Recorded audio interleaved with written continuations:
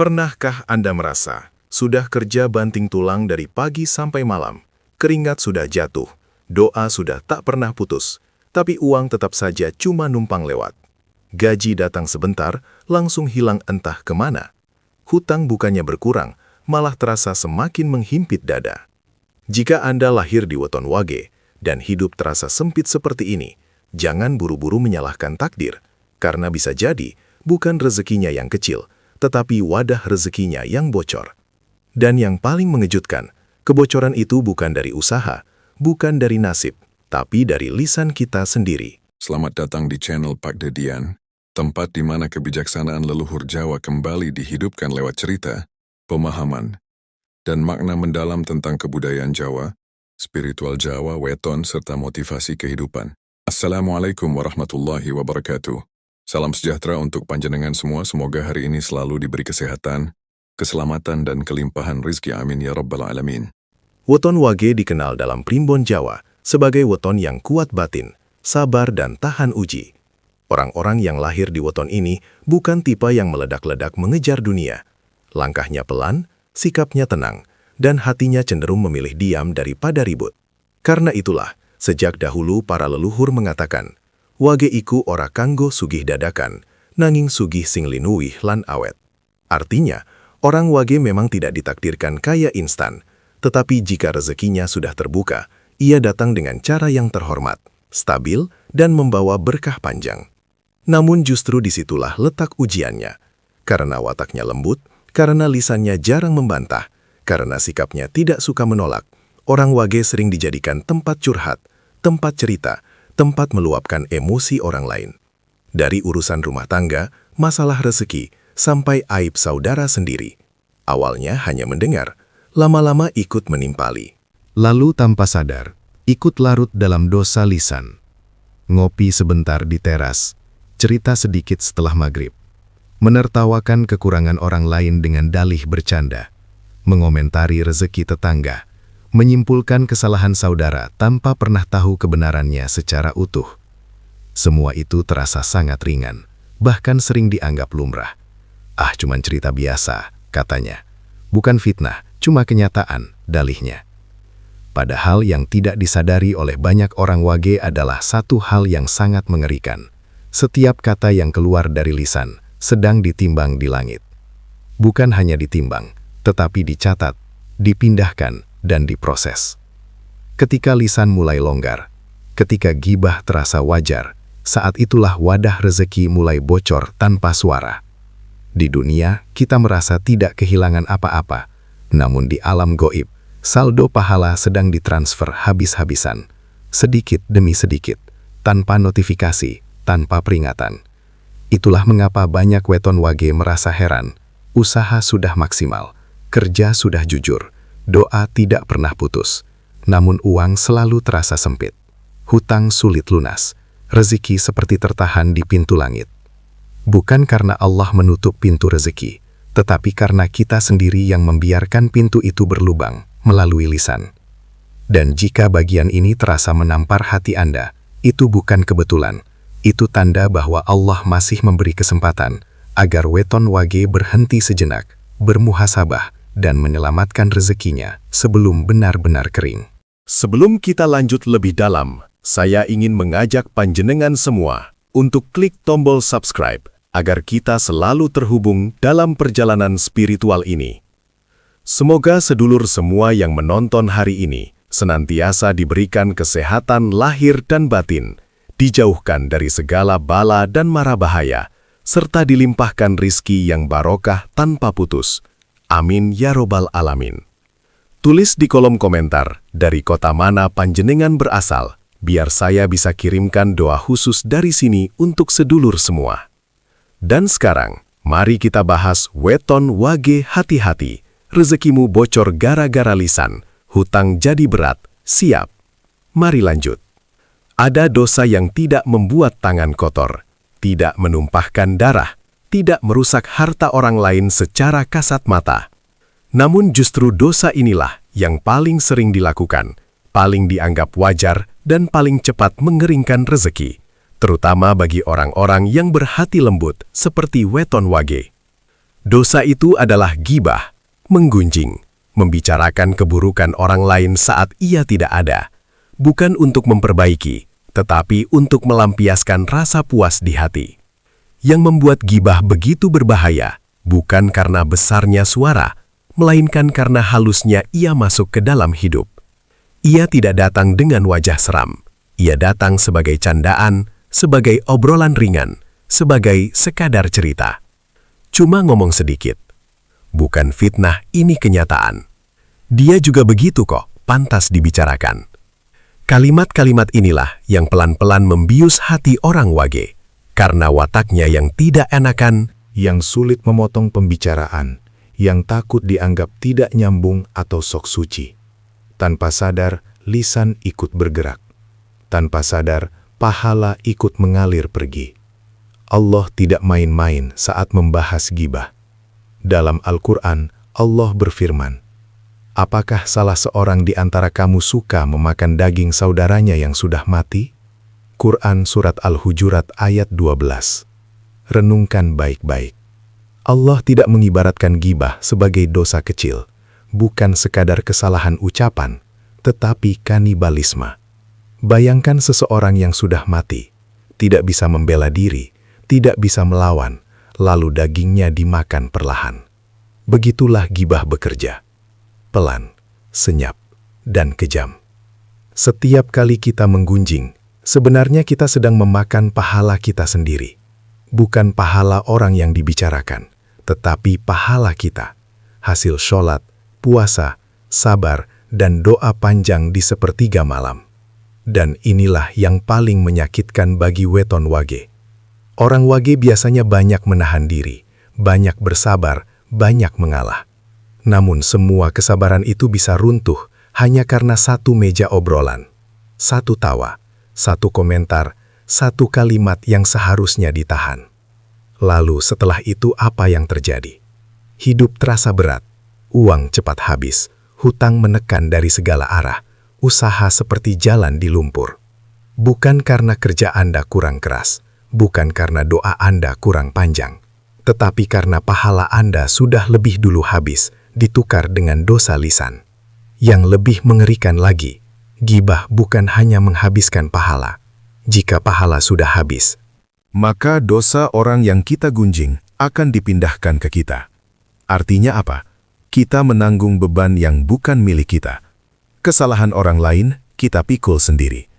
Dan bagi weton wage, yang secara batin memang sudah membawa beban sejak lahir, tambahan dosa ini membuat hidup terasa makin sempit dan gelap. Inilah sebabnya para sepuh Jawa selalu berpesan, "Wage kui timbangane ono ing lisan." Nasib wage seringkali ditentukan oleh mulutnya sendiri. Jika lisan dijaga, rezeki akan pelan-pelan terbuka. Namun jika lisan dibiarkan liar, maka jangan heran bila keberkahan menjauh tanpa pamit. Bab ini bukan untuk menuduh, bukan untuk menghakimi, tetapi untuk membangunkan kesadaran yang hampir mati. Karena seringkali, bukan musuh yang menghancurkan hidup weton wage, melainkan kata-kata yang keluar tanpa disaring oleh hati. Banyak orang mengira kebangkrutan itu hanya soal uang, padahal dalam pandangan langit, kebangkrutan paling berbahaya bukan di dompet, melainkan di akhirat. Inilah yang jarang disadari oleh weton wage. Hidup terasa berat bukan semata karena rezeki sedikit, tetapi karena beban yang dipikul jauh lebih besar daripada yang seharusnya. Rasulullah Shallallahu Alaihi Wasallam pernah bertanya kepada para sahabat, "Tahukah kalian siapa orang yang bangkrut?" Para sahabat menjawab, "Orang yang tidak punya harta dan tidak punya uang." Namun Rasulullah Shallallahu Alaihi Wasallam bersabda, orang yang bangkrut adalah orang yang datang pada hari kiamat membawa pahala sholat, puasa, dan zakat. Tetapi pahala itu habis karena ia mencaci, menuduh, dan menggunjing orang lain. Inilah konsep yang disebut para ulama sebagai transfer saldo akhirat. Bukan istilah modern, tetapi hukum keadilan Allah yang sangat presisi. Bayangkan seperti ini. Setiap manusia memiliki rekening pahala. Setiap sholat, setoran. Setiap puasa, tabungan. Setiap sabar, deposito jangka panjang. Namun, setiap hibah adalah penarikan paksa. Bukan penarikan kecil, melainkan transfer langsung ke rekening orang yang kita gunjing. Masalahnya, ghibah jarang dilakukan sekali. Ia dilakukan berulang, dalam obrolan, dalam candaan, dalam pembenaran. Orang wage, karena hatinya lembut, sering tidak sadar bahwa ia ikut menyetujui hibah, meski hanya dengan anggukan, senyuman, atau tawa kecil. Dan dalam catatan langit, diam yang ridho juga dicatat sebagai keterlibatan. Pelan-pelan, saldo pahala menipis, tanpa notifikasi, tanpa alarm, tanpa peringatan di dunia. Sampai suatu titik, rekening pahala 0. Apa yang terjadi jika pahala sudah habis, namun ghibah masih terus dilakukan? Disinilah bagian paling mengerikan. Bukan lagi pahala yang dipindahkan, tetapi dosa orang lain yang ditransfer ke pundak kita. Artinya apa? Kesalahan orang yang kita gunjing, aib yang ia perbuat, beban yang seharusnya ia tanggung, semuanya berpindah ke kita. Wajar jika setelah itu hidup terasa semakin berat. Wajar jika usaha seperti ditahan. Wajar jika hutang sulit lunas, karena yang kita bawa bukan hanya beban hidup sendiri, tetapi dosa orang lain yang tidak kita sadari. Bagi weton bage, yang sejak lahir memang diberi jiwa kuat dan tahan uji, beban ini terasa berlipat ganda. Bukan karena wage lemah, justru karena wage terlalu sering menahan dan menerima, termasuk menerima dosa yang bukan miliknya. Dan inilah keadilan Allah yang sering disalahpahami. Allah tidak menzolimi hambanya, namun Allah membiarkan manusia menzolimi dirinya sendiri melalui lisannya. Ketika rezeki terasa macet, itu bukan hukuman, itu peringatan. Ketika hutang tidak kunjung lunas, itu bukan kebencian Tuhan, itu alarm agar kita berhenti menambah beban. Weton wage sering berdoa, "Ya Allah, lapangkan rezekiku." Padahal langit sedang bertanya, "Wahai hambaku, untuk apa aku menambah, jika yang ada saja terus kau bocorkan?" Bab ini bukan untuk menakut-nakuti, tetapi untuk membuka mata sebelum terlambat. Karena di hari kiamat nanti, tidak ada tawar-menawar, tidak ada cicilan, tidak ada negosiasi. Yang ada hanyalah catatan transfer yang tak bisa dibatalkan. Dan orang paling menyesal bukan yang kekurangan pahala, melainkan mereka yang tidak sadar pahala mereka telah dihabiskan oleh lisan sendiri. Ada satu kisah yang sering terjadi, namun jarang disadari sebagai peringatan dari langit. Kisah ini bukan tentang tokoh besar, bukan pula tentang orang suci. Ini kisah orang biasa, lahir di weton wage. Ia dikenal sebagai pribadi yang baik, tidak neko-neko, rajin bekerja. Jarang mengeluh. Jika ada tetangga susah, ia hadir. Jika ada saudara butuh bantuan, ia tidak menolak. Namun, satu kelemahannya hanya satu. Ia terlalu mudah mendengar dan terlalu longgar menanggapi. Setiap ada obrolan, ia ikut duduk. Setiap ada cerita, ia ikut menyimak. Dan ketika pembicaraan mulai menyinggung orang lain, ia tidak memotong. Ia hanya tersenyum dan menimpali pelan. Baginya, itu bukan dosa. Hanya basa-basi. Hanya agar suasana cair.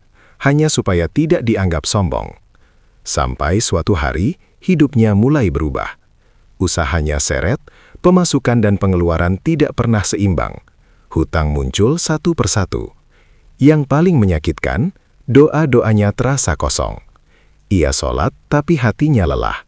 Ia berdoa, tapi dadanya sempit. Ia merasa Allah jauh, padahal Allah tidak pernah kemana-mana. Dalam keputusasaan, ia datang kepada seorang sepuh. Bukan untuk minta pesugihan, bukan untuk minta jalan pintas. Ia hanya bertanya satu hal. Kenapa hidup saya terasa berat sekali, padahal saya tidak merasa berbuat jahat? Sang sepuh hanya bertanya pelan. Sampeyan iki, yen kumpul karo wong, luwih akeh nyambung, opo luwih akeh menang? Orang wage itu terdiam. Sang sepuh melanjutkan, wage kuwi kuat yen menang, ambruk yen melu-melu. Kalimat itu menampar tanpa suara.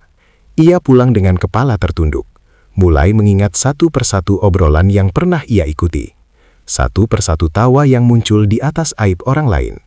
Satu persatu komentar yang terasa ringan, namun ternyata berat di langit. Sejak hari itu, ia mengambil keputusan yang sangat sederhana, namun terasa berat di awal. Ia belajar diam. Bukan diam karena marah, bukan diam karena merasa suci, tetapi diam karena ingin selamat. Jika obrolan mulai mengarah ke gibah, ia pamit dengan halus. Jika ada cerita buruk tentang orang lain, ia mengganti dengan doa dalam hati. Jika tidak bisa menasihati, ia memilih menjaga lisan sebagai ibadah. Anehnya, perubahan tidak datang dengan ledakan. Tidak ada uang jatuh dari langit. Tidak ada keajaiban instan. Namun pelan-pelan, dadanya mulai lega. Tidurnya lebih nyenyak. Doanya terasa sampai. Dan yang paling mengejutkan, rezeki mulai beres tanpa drama. Hutang yang terasa mustahil dicicil, satu persatu menemukan jalannya. Bukan karena penghasilan melonjak drastis, tetapi karena kebocoran telah tertutup. Inilah rahasia besar Weton Wage yang sering tidak diajarkan di mana-mana. Keselamatan hidupnya bukan pada banyak bicara, tetapi pada kemampuan menahan diri. Diamnya orang Wage bukan kelemahan, itu perisai. Dan ketika perisai itu digunakan dengan sadar, Allah sendiri yang turun tangan, meluruskan jalan hidupnya. Bab ini tidak menjanjikan keajaiban cepat, tetapi menawarkan sesuatu yang jauh lebih berharga, ketenangan yang membuat rezeki tidak lagi lari. Karena bagi Weton Wage, saat lisan selamat, hidup akan ikut diselamatkan. Setelah memahami betapa dahsyatnya dampak dosa lisan, pertanyaan terpentingnya bukan lagi, apa yang salah, melainkan apa yang harus saya lakukan mulai hari ini. Karena kesadaran tanpa tindakan hanya akan menjadi penyesalan yang tertunda. Bagi Weton Wage, yang kekuatannya terletak pada kesabaran dan pengendalian diri, Allah tidak menuntut amalan berat. Tidak perlu ritual rumit, tidak perlu laku ekstrim. Cukup menambal kebocoran rezeki dari lisan. Dan inilah 3 langkah detoks lisan yang sederhana namun dampaknya sangat besar. Langkah 1, diam saat tidak penting. Menyelamatkan saldo pahala. Weton Wage sering bicara bukan karena ingin, tetapi karena tidak enakan.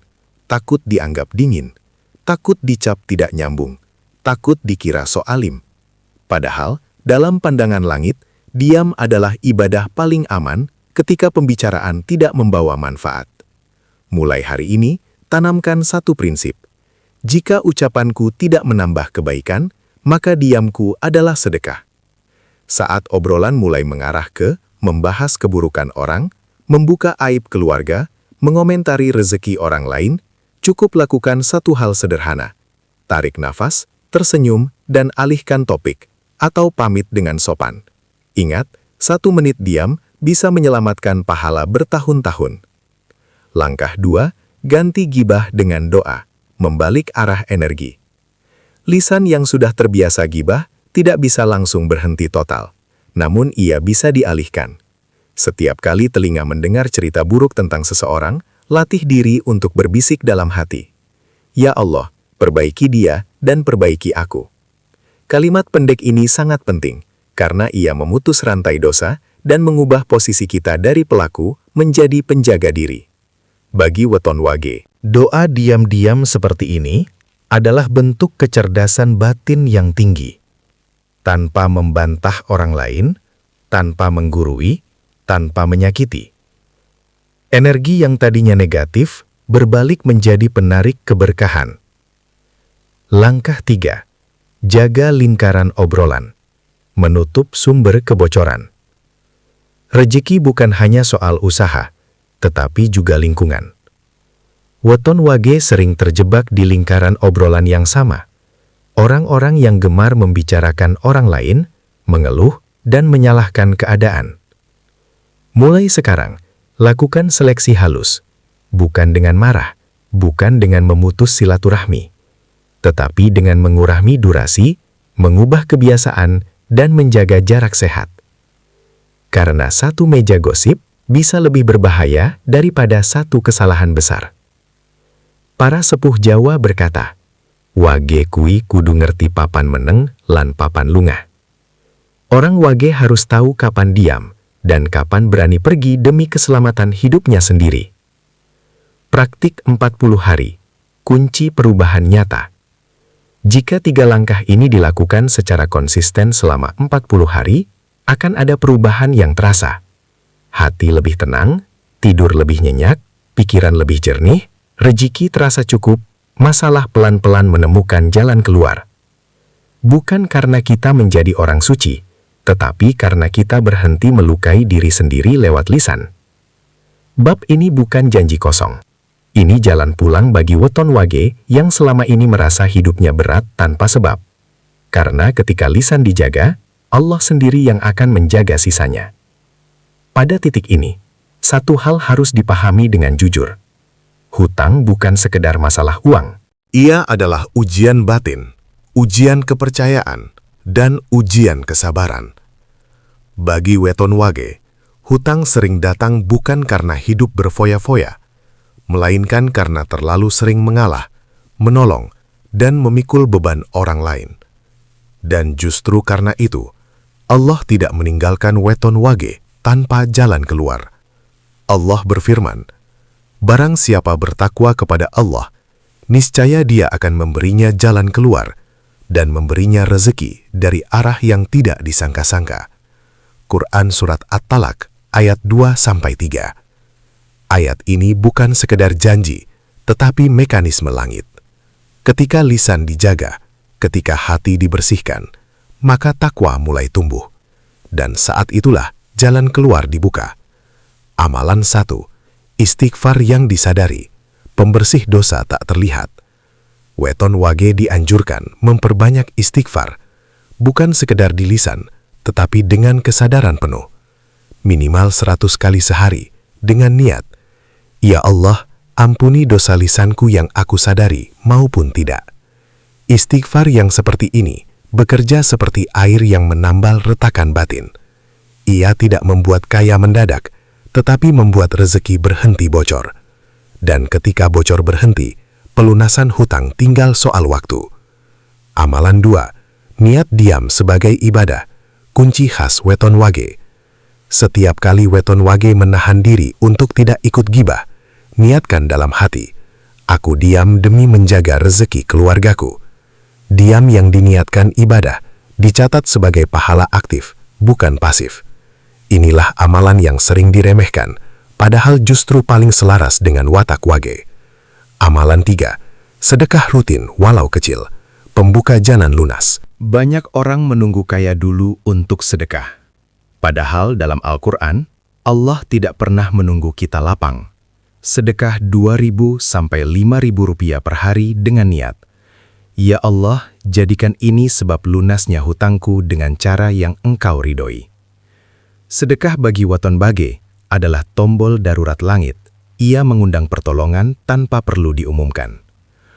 Amalan 4. Doa khusus pembebas hutang dibaca rutin. Bacalah doa ini setiap selesai sholat. "Allahumma ikfini bihalalika an haramika, wa agnini bifadlika amman siwaka." Doa ini bukan sekedar lafaz, tetapi pernyataan ketergantungan total kepada Allah. Tanda-tanda hutang akan lunas. Jika amalan ini dijaga, akan muncul tanda-tanda halus. Hati lebih tenang meski hutang belum lunas. Jalan pelunasan terasa lebih jelas. Pertolongan datang lewat orang tak tersangka. Masalah satu persatu terselesaikan. Ini bukan sugesti, ini tanda pertolongan sedang bergerak. Penutup besar, pesan terakhir untuk weton wage. Sedulur weton wage, jika hari ini hidupmu terasa berat, itu bukan karena kamu lemah, itu karena jiwamu sedang dibersihkan dan dinaikkan derajatnya. Jangan iri pada yang kaya cepat. Jalanmu bukan jalan instan. Jalanmu adalah jalan selamat. Jaga lisanmu, tenangkan hatimu, rawat sabarmu. Karena saat waktunya tiba, Allah tidak hanya melunasi hutangmu, tetapi juga mengembalikan harga dirimu dengan cara yang terhormat. Amin. Semoga bermanfaat. Terima kasih sudah menonton sampai selesai. Sampai jumpa di video selanjutnya. Wassalamualaikum warahmatullahi wabarakatuh.